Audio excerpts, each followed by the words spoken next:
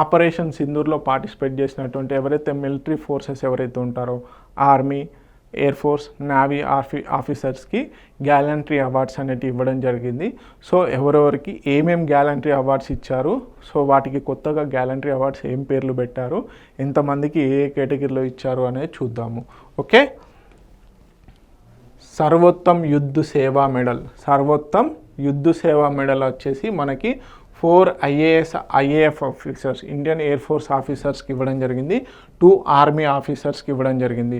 Okay, example air marshal Narendeshwar Tiwari, vice admiral SJ Singh గారికి.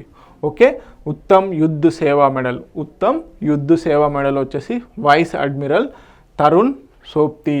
Okay, Yudh Seva medal వచ్చేసి 13 IAF officer, Indian air force ఆఫీసర్స్కి ఇవ్వడం జరిగింది, ఇంక్లూడింగ్ ఎయిర్ వైస్ మార్షల్ అయినటువంటి జోసెఫ్ స్కేర్గార్స్కి.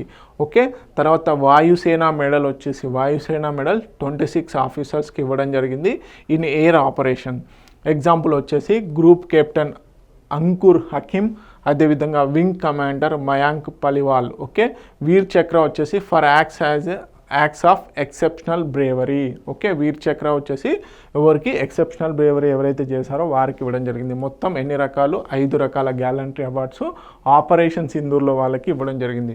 ఒకటి Sarvottam Yudh Seva medal 4 Indian air force ఆఫీసర్స్కి, 2 ఆర్మీ ఆఫీసర్స్కి ఇవ్వడం జరిగింది. ఉత్తమ్ యుద్ధ సేవా మెడల్ వచ్చేసి వైస్ అడ్మిరల్ తరుణ్ సోప్తి గారికి ఇవ్వడం జరిగింది. యుద్ధ సేవా మెడల్ వచ్చేసి 13 ఎయిర్ ఫోర్స్ ఆఫీసర్స్కి ఇవ్వడం జరిగింది. వాయుసేన మెడల్ వచ్చేసి 26 ఆఫీసర్స్కి ఇవ్వడం జరిగింది. వీర్ చక్ర వచ్చేసి బేసిక్గా ఎక్సెప్షనల్ బ్రేవరీ ఎవరైతే చేశారో వారికి ఇవ్వడం జరిగింది.